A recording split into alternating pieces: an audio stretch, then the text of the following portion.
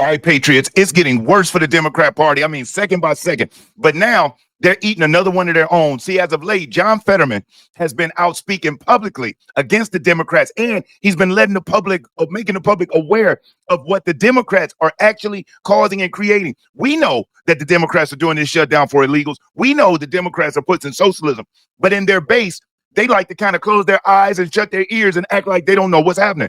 But when one of their own is speaking up publicly and exposing the agenda and telling the truth, they hate that. And they want that person canceled, gone. And I'm really concerned for John Fetterman's life. And you'll understand why when you watch this video.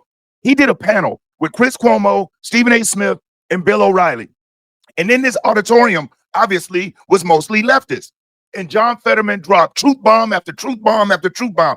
And guess what? Now the Democrats are publicly coming out and they're attacking this man. They're saying they're concerned about his health. They think he's mentally unstable. As a matter of fact, in this video, I'm going to let you hear what the Democrats are saying about Fetterman. And then I'm going to point something out to you.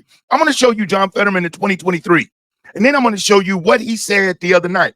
And I want you to look at the contrast between the two. And you ask me, you answer this for me. Do you think the Democrats are really concerned about Fetterman's health? Or is the fact that he's willing to help Republicans? It is his health, or is it his help that's pissing them off or making them concerned? So as you see the title, Democrats scheme to primary John Fetterman is in the works. He's got a 6-year term. He's only halfway through his 6-year term. He was sworn in 2023. And so he's good up until 2029. But they're already putting in the works to get him out of there, which is also why I'm concerned for his health if they don't try to pull some other type of maneuver. Now, in this very first clip, I want you to look at this report that Chris Cuomo did, where he's going to kind of tell us what's going on with the Democrats. Then I'm going to get into the other clips and we get back to that article. Check this out, where Chris Cuomo is spilling the beans on the Democrats and why. Fetterman has been reaching across the aisle too much for them. The senator crushes Hamas in campus protests, which, as we all know, is a pet project of the radical left. He met with Trump at Mar-a-Lago, right? That's a huge sin, right? After Trump won the election. And he worked with Republicans on passing the Laken-Riley Act and voted for 10 of Trump's cabinet picks. And now the senator is saying that Trump has keyed in correctly on the most important concern in our country, helping the majority do better when it comes to workers and economic benefits. The Democrats have had it since all of these things, hence the hit piece. Now, Democrats, this is why you lost. You can't cancel everyone who doesn't hate the right and play by your stilted rules of purity. But the bigger mistake here is that they're targeting a Democrat who has it right. Fetterman is trying to work on the issue that is the key to winning the midterms and to the long-term success of our country, addressing the yawning gap between the many who struggle and the outrageously wealthy few. So as you see, the Democrats putting out hit pieces, and what they're saying is mentally, they don't believe John Fetterman is well. Now, it's funny to me that in 2025, in October of 2025, the Democrats are so concerned with John Fetterman and whether he's well or not. Because I want you to look back here to 2022, this is early 2023, when he had a debate with Dr. Oz for senator of Pennsylvania. And I want you to listen to how it starts. Just listen to how it starts, and then listen to the clip. And then I'm going to let you hear what he said that had the audience gasping inside of that auditorium. So check this out in his debate with Dr. Oz. You're running for a seat that could decide the balance of power in Washington. What qualifies you to be a U.S. senator? You have 60 seconds. Hi, good night, everybody. I'm running to serve Pennsylvania. He's running to use Pennsylvania. You have not released your detailed medical records surrounding your stroke. Mr. Fetterman, will you pledge tonight to release those records in the interest of transparency? You have 60 seconds. No. To me, for transparency is about showing up. I'm here today to have a debate. I have, speeches in front of 3,000 people in Montgomery County, all across Pennsylvania, big crowds. I believe if my doctor believes that I'm fit to serve, and that's what I believe is appropriate. And now with 2 weeks before the election, I have run the campaign and I've been very transparent about being very open about the fact we're going to use captioning. And I believe that, again, my doctors, the real doctors that I believe in, they all believe that I'm ready to be served. Follow up. I didn't hear you say you would release your full medical records. Why not? You have 30 seconds. No, yeah, again, my Dr. L believes that I'm fit to be serving, and that's what I believe is where I'm standing. As Lieutenant You could clear as day here, and I'll replay this first part. Listen to the first thing he says. Governor, you're running for a seat that decide the balance of power in Washington. What qualifies you to be a U.S. Senator? You have 60 seconds. Hi, good night, everybody. He started it off with, hi, good night, everybody. And then as you saw, he's like, well, I believe what I believe because my doctors believe, which made me believe, so I believe. He was not well in 2023. And this is just one of many clips. John Fetterman sounded nuts. Okay. Now that was then. And at that time, the Democrats felt like he was perfectly fine to be senator. He was the only one capable of beating Dr. Oz because he had that Democrat machine behind him. Now, since that stroke, he's been getting better and better and better. At that time, he had to use a closed caption machine. Even at that debate, there's a big screen that's sitting in front of him that is playing the words that the moderator is saying. When he was in meetings, he had a big computer that was there. When somebody would speak, it would translate it, and he would read what they said and respond. But it was all choppy and buck wild. It just didn't make any sense. But the Democrats felt like he was great and fit to be senator, even though I back then was like, what the world? I wanted Oz to win. But now I realize it wasn't meant for Oz to win because we need John Fetterman in this time right now doing what he's doing now. So I just wanted to show you who John Fetterman was when the Democrats felt like he was perfectly capable to be a United States senator, starting off his conversation saying, hello, good night, everybody. If you're enjoying this video, do me a solid, hit that thumbs up because I will never ask you for a Cash App or ask you for a Super Chat. You hitting that like button, it really helps get the video out there for others to see it. And if you aren't subscribed to the channel, subscribe. And whether you're already subscribed or subscribing now, make sure you hit the notification bell and then you select all. YouTube has issues with notifications, but when you select all, YouTube will make sure that you get notified when I upload new videos. That right there is the first indicator, and then the whole believe sequence. So now let's listen to John Fetterman when he was at the event with Cuomo, Bill O'Reilly, and Stephen A. Check this out and what he says, and this will help you understand why the Democrats are so upset. This is the first clip. I'm the only Democrat in my family. I grew up in a conservative part of Pennsylvania, and I grew up and I know and I love people that voted for President Trump. But they are not fascists. They're not Nazis. They're not trying to destroy the Constitution, those things. And that's part of another thing. I refuse to call people Nazis or fascists, or I would never compare anybody to Hitler and those things. And now that kinds of extreme rhetoric is going to continue. We're going to be more likely in resulting in extreme kind of outcomes and political violence and doing all these kinds of things like Charlie Kirk. For me, all I could say is like, let people grieve. Give people the space. I'm not going to use that terrible thing and that passive assassination to make my argument and try to put out my views. It's like, my God, he's a father that had his neck blown out by a bullet. And now people have forgotten. President Trump in my state, was shot in the head. And if that could you imagine where our nation would be if he was hit in the same way with Kirk? We really got to turn the temperature down. And we can agree to disagree on these kinds of things. But right now, shutting down the government, I just can't take it that. So now, do you hear how much more fluent John Fetterman is speaking now? He's speaking clear. He's making sense. And he's the only Democrat, well, one of the only Democrats that is publicly coming out saying, hey, listen, man, we didn't have to do this. We shouldn't have done it. But it gets worse. He even said his whole family are all Republicans. They're not Nazis. They're not bad people like the Democrats try to categorize them. Now, for a Democrat senator to come out right now and say this, they know that that's a problem for them because John Fetterman is becoming one of the most beloved Democrat senators on that side and a voice of reason. And because he did that, do you know that he was able to work with the Trump administration and they granted him $1 billion for infrastructure projects in Pennsylvania? What these demon rats don't realize, Trump is a businessman. He's transactional. So if you just say, hey, listen, okay, let's work together on this, he'd be willing. He would love nothing more than for the Democrats to say, okay, Donald, let's deal. I'll give you this if you give me that. And if it makes sense, he'll do it. But trying to strong arm me and holding it hostage, he's the wrong person to do that with. It would have worked with Biden. It would have worked with Obama. May not have worked with Bush either. But it's definitely not going to work with Donald Trump. So let's get off into this next clip here, where he's going to speak even more truth to power. Now, as you just heard him say, He wasn't down with the shutdown. He knows all his family is Republican. He's not with that, but he's going to elaborate on it even more in this next clip. Check this out. That's why shutting the government is really what the Democratic Party wants to do. And I follow country, then party, and it's the wrong thing for the country in a period of chaos. I refuse to vote to shut our government down. I absolutely would love to have. I would love to have a conversation about extending the tax credits for healthcare. Absolutely. But I would remind everybody, too, this was designed by the Democratic Party to expire at the end of the year. This is not something taken from by the Republicans. They were designed to expire. Now, let's have a conversation to extend it and not shut our government down. That's why. Now, did you hear what he said? Again, spoke truth to power. The Democrats set this up. This was a Democrat thing, the AC-80 Obamacare.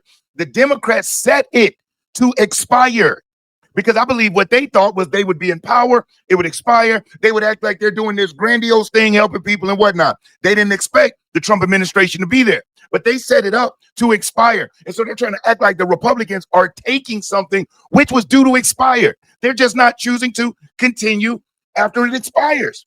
That's it. And then they're even still open to negotiations. I want to give a big shout out to the sponsor of this video, Chapter. And here's why. When my mom hit 65 years old, I watched her get bombarded with mailers, cold calls, and all these confusing ads about Medicare. And every single company pretended like they wanted to help her, but really they were just trying to sell her stuff. It seemed like the game was rigged and she was not supposed to win at all. And that's why I'm so excited to share information about Chapter with all of you. Now, who Chapter is? Chapter is a free Medicare advisory service that compares Medicare plans available, and they give you real, unbiased guidance.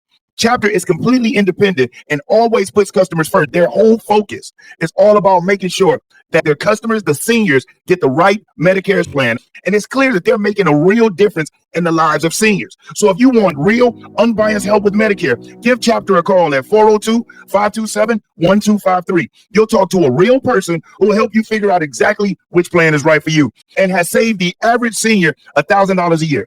So I'm going to put the number here on the screen for you to be able to contact, or if you visit the website, go to askchapter.org/realpolitics. That's not the concern. This shutdown has nothing to do with the ACA credits. It is all about the illegal immigrants, NPR, and PBS. They need those outlets spewing now negative Democrat propaganda. That's what they wanted $500 million for.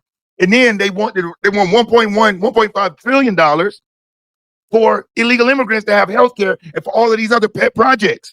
The totality of what they want for 7 weeks is $1.5 trillion. That is nuts. And like Fetterman said, they expired, not being taken. But he keeps cooking. Check this out as he talks about Trump and why the Democrats lost in the swing states. Check this out. If you're thinking about winning the election, and so now that's all going to come down to 7 or 8 states. And that's really that matters. And I would like to remind everybody, because we all know that Trump ran the table, all of those kinds of states. And now you can't ever forget, these are the states that are going to determine who's going to be the next administration. And now a lot of the things, the extremism that people turned their back in 24, and that's how we kind of came up short. I campaigned for thousands of miles across Pennsylvania for Vice President Harris. And it was going to be incredibly difficult. You could just feel the energy there. And people really have connected there at a very fundamental level. And that's what I tried to explain to my party. And I'm trying to explain to the party right now. It's like, this is why we lost. And this is where we need to be to continue to win for these things. And there are parts of extreme things emerging clearly on those things. And that's why I refuse to follow that, even if that is going to cost me support in parts of the base. Do you think Harris could have gotten a deal with Hamas? You brought up a good point. I think I was the only Democrat early on to give President Trump credit for the peace deal. And he was. He gave Trump his props on X. The Democrats were unwilling to even give him credit. Obama came out talking about, oh, this is great, but failed to put in President Trump's name. Don't worry, Eric Trump helped him out, said, hey, let me help you finish that. Thank you, President Trump. But John Fetterman came out and publicly said it. And like he said, the 7 swing states, Trump ran the table. Now, I want you to check this out. While everybody's talking about Israel and Hamas or Palestine, and they're so concerned about that, I've spoken about it on my channel about the genocide that is happening in South Africa, where they're literally killing Christians. It's not a joke. It's not a game. It's really happening. but the lamestream media refuses to cover it. John Fetterman talks about it. And this is why the Democrats hate him right now. He is speaking too much truth, and he's letting everybody know what we already knew. Or should I say, he's confirming what we knew. They're scumbag, anti-America. And remember, all of those rallies are about to take place. And if I know the Trump administration like I believe I do, they are fully ready for the left-wing radicals to try to get out of control. I honestly believe, and I may be wrong, I think that those demon rats and those anti-FA, remember what I'm saying when I say anti and then FA, put it together, and that's the word and the name I'm saying. But if you say it on here, on this platform, they like to mess with your video. So anti-FA will also be at the event. And I believe they're going to try to recreate their own version of January 6th today. I could be wrong, but I wouldn't be shocked because that's what type of people they are. They're the ones that set up the initial January 6th with Nancy Pelosi not wanting any guard.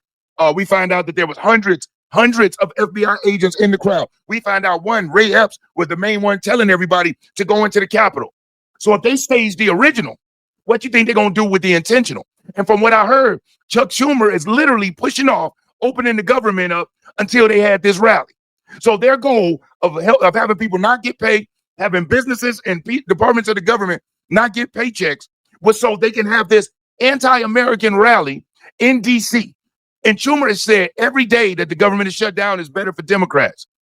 But listen to John Fetterman. Who are they really fighting? It's a group of cowards. They hide in tunnels. They hide behind civilians. They attack, kill, and mutilate children, women, and they do that. Stop talking about proportion on that. They shot their best shot on October 7th, and they would have taken more lives if they couldn't do that, but they couldn't do it. And now let's also talk about that. Now we're talking about genocide, and now South Africa is bringing that kind of a trial. Maybe South Africa being able to sit this one out when they're talking about criticizing. Bring it out. At least he acknowledges South Africa. They got genocide going over there against farmers, white farmers, and against Christians right now. And if you haven't seen it, the media and the mainstream media, they're trying to downplay it. They even try to bury it on the Google searches, but it's happening. They've got, when you see white crosses, Google white crosses on road in South Africa. And where you see all of those white crosses symbolize a white farmer who was murdered over there in that area, or a Christian who was murdered. Black Christians, white Christians, brown Christians, it does not matter. If that is your faith, they're taking you out. But Fetterman spoke about it. And this is what we need. So right now, the Democrat Party is doing everything they can to get John Fetterman out of there. And we have to help him. So the way we help him is if you get it, and I know him being a Democrat, you might say, Brian, help him. He is the only Democrat that can see. And listen, I get it. There have always been two parties, and the Democrat Party hasn't always been this evil and corrupt. And I truly believe that there are some good people who are in that party. I know it. I got family members who are. They don't want to hurt anybody. They're just misled and they're misinformed. See, the Democrat Party misleads their people. They emotionally stoke them up. And when you're at your highest peak of emotion, you're the most susceptible for subconscious and subliminal things to slip into your subconscious mind. So if I got you riled up over race, hate, I could slip in something else, and we also want to make sure that we take care of our trans. They're doing this to you and they're doing it to trans people. Now you got somebody that's emotionally stoked up, feeling like they're being racially persecuted. But yet at the same time, they say, hey, they're doing the same thing they're doing to you, to this trans person. So they say, what?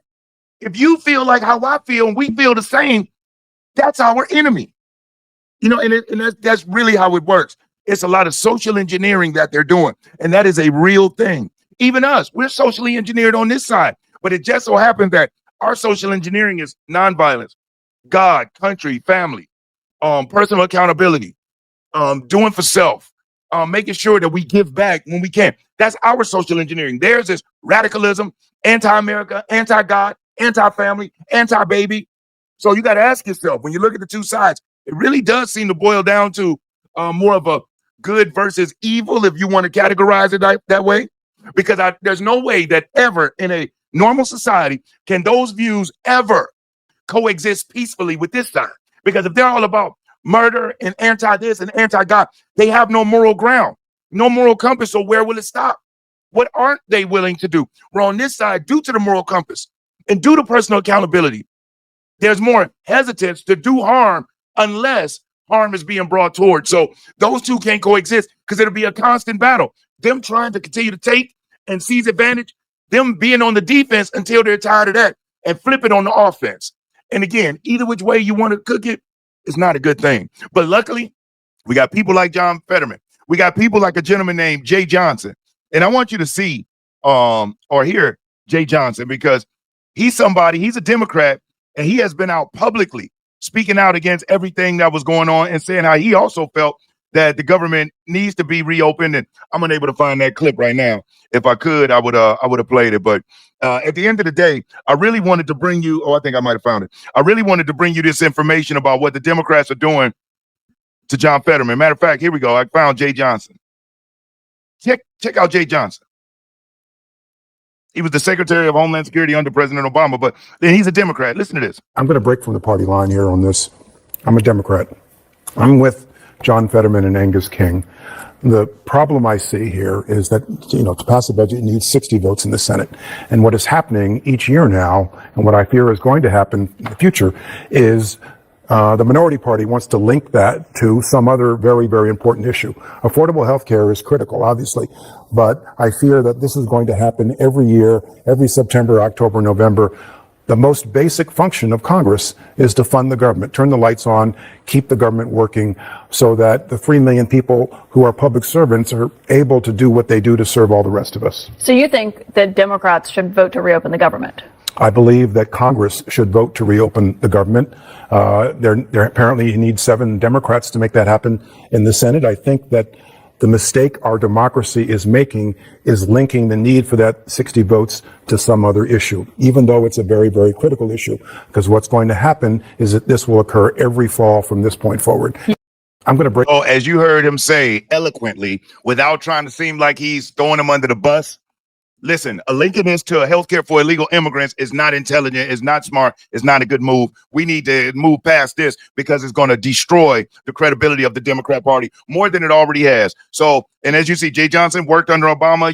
He's a lefty if he was employed by Obama, but even he sees that this is BS. So I just wanted to bring you this update. We got to help John Fetterman. If you can, you want to donate to his campaign when it comes up. He's got some years, so it's nothing to be concerned about. But check out what John Fetterman has been saying. It may shock you now. He's still a Democrat. He is, but he's speaking truth to power, and he's reasonable. And you could do business with somebody that's reasonable. So if you've hung out with me and watched up to this point, I really do appreciate you. Thank you from the top and bottom of my heart. Leave a comment. I want to hear what you think about it. If you haven't already, hit that like button. If you aren't subscribed, subscribe. Most importantly, I want you to stay safe and you be great. I'm Brian Maxwell saying I look forward to seeing you at the top. Over and out, Patriots.